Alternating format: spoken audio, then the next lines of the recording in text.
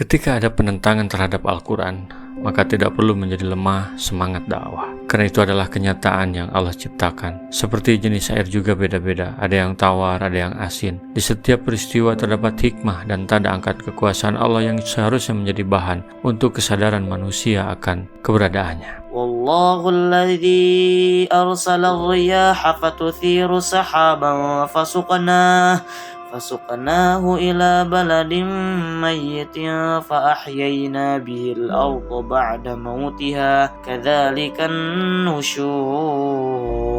Dan Allah lah yang mengirimkan angin, lalu angin itu menggerakkan awan, maka kami arahkan awan itu ke suatu negeri yang mati. Lalu dengan hujan itu kami hidupkan bumi setelah mati. Seperti itulah kebangkitan itu. Kenapa mereka menolak Al-Quran? Karena mereka tidak paham, sehingga tidak percaya kepada adanya kebangkitan setelah kematian. Padahal jika mereka mau memperhatikan sejenak tentang peristiwa tumbuhnya tanaman setelah turunnya hujan, awan bergerak ke suatu tempat, kemudian di tanah yang tandus turunlah hujan, hiduplah tumbuh-tumbuhan.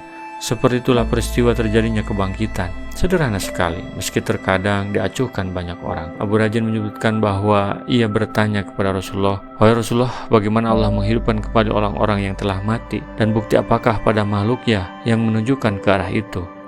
Rasulullah menjawab, "Ya Aba Razin, amma marortu biwadi qaumika mahla summa marorta bihi yahtaju hadira." Qultu bala. Qala fakadzalika yuhyillahul mauta. Hei Abu Razin, tidakkah engkau pernah melewati lembah kaummu yang sedang dalam keadaan tandus, kekeringan, lalu kamu melewatinya di lain waktu dalam keadaan subur lagi hijau? Abu Razin berkata, "Benar." Nabi bersabda, "Maka seperti itulah Allah menghidupkan kembali orang-orang mati." Man kana yuridul izzata falillahil izzatu jami'a ilaihi yas'adul kalimut thayyib wal 'amalus shalihu yarfa'uh walladzina yamkuruna as-sayyi'ati lahum 'adzabun syadid wa makru ulaika huwa yabur. Barang siapa menghendaki kemuliaan, maka ketahuilah kemuliaan itu semuanya milik Allah. Kepadanya lah akan naik perkataan-perkataan yang baik, dan amal kebajikan Dia akan mengangkatnya. Adapun orang-orang yang merencanakan kejahatan, mereka akan mendapat azab yang sangat keras, dan rencana jahat mereka akan hancur.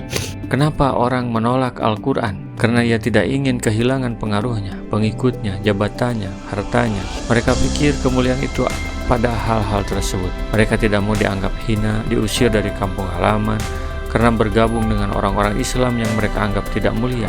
Padahal justru sebaliknya, kemuliaan itu milik Allah. Dalam surat An-Nisa ayat 139, Allah berfirman, "Itu orang-orang yang mengambil orang-orang kafir menjadi teman-teman penolong dengan meninggalkan orang-orang mukmin. Apakah mereka mencari kekuatan di sisi orang kafir itu? Maka sungguhnya kekuatan semuanya kepunyaan Allah." Yang mulia itu adalah orang yang menerima dakwah alias orang mukmin. Dengan keimanannya ia berzikir kepada Allah, keyakinannya berdasar kalimah thayyibah. Itu sebuah ideologi dan akidah yang kuat, seperti pohon kurma yang akarnya kuat, buahnya lebat. Yang mulia itu mereka yang derajatnya tinggi karena peran amal solehnya di tengah-tengah masyarakat, sehingga Allah mengangkatnya sebagai orang mulia dan terhormat. Sebaliknya mereka yang memusuhi jalan Al-Quran, mengepung kebenaran, membuat rencana jahat dan tipu muslihat kepada orang mukmin, maka rencana mereka akan hancur dan binasa. Karena mereka bukanlah orang yang kuat dan mulia. Di dunia mereka akan dikalahkan, di akhirat akan disiksa dengan siksaan neraka yang sangat menyakitkan. Wallahu khalaqakum min turabin thumma min nutfatin thumma ja'alakum azwaja wa ma tahmilu min untha wa la tad'u illa bi'ilmihi wa ma yu'ammaru min mu'ammarin wa la yunqasu min umrihi illa fi kitab inna dzalika 'ala Allahi yasir. Dan Allah menciptakan kamu dari tanah, kemudian dari air mani, kemudian Dia menjadikan kamu berpasangan laki-laki dan perempuan.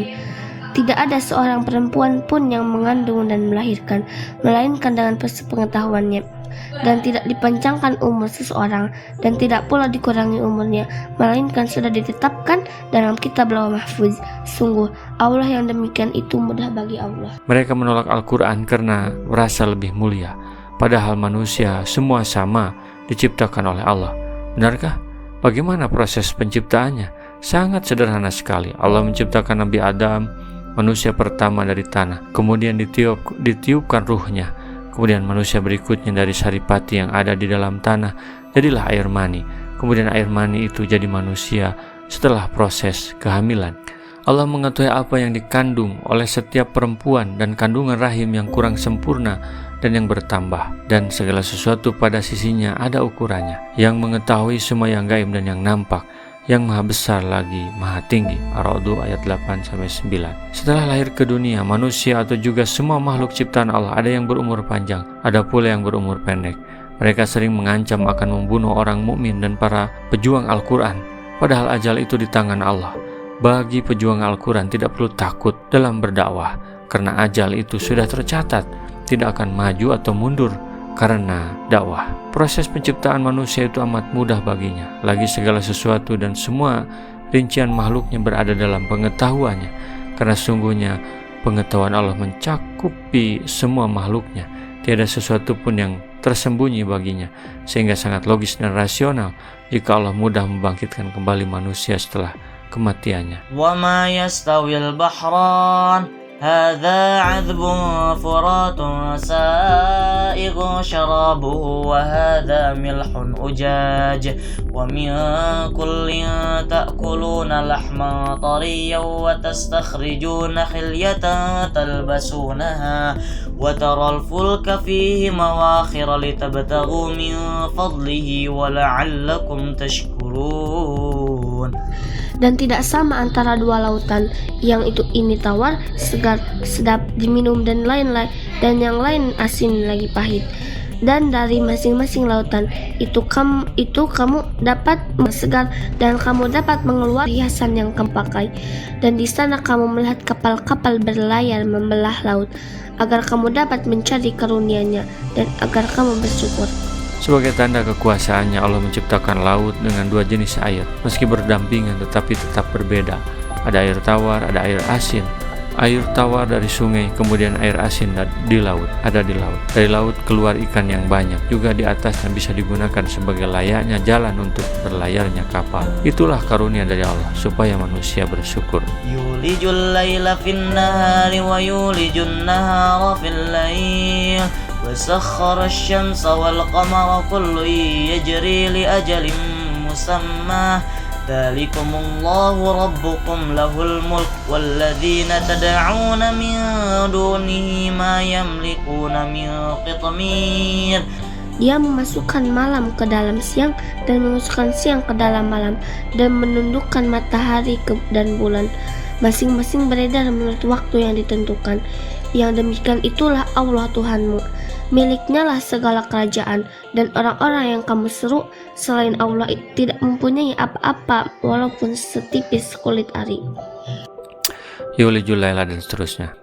Inilah Allah yang disembah oleh orang beriman, oleh para pejuang Al-Quran itu, yaitu Allah yang menarik malam secara perlahan dan mendatangkan siang, sehingga cahaya datang menutupi gelap. Ini sesuai dengan berjalannya matahari dan bulan. Saat siang matahari tiada, sementara bulan datang. Begitu seterusnya, silih berganti bertahun-tahun, berabad-abad, sampai waktu yang telah Allah tentukan. Inilah Allah yang telah menciptakan banyak hal tadi adalah Tuhanmu, Tuhanku dan Tuhan kita semua. Boleh jadi para penentang Al-Quran pun mengaku bahwa Allah adalah Tuhannya, tetapi dalam kenyataan hidup mereka menyimpang dari aturan Allah, pemilik, raja, dan pencipta alam semesta ini. Padahal kenyataannya Tuhan selain Allah yang mereka turuti perintahnya itu tidak memiliki semua yang mereka seolah-olah miliki itu, meski setipis kulit ari.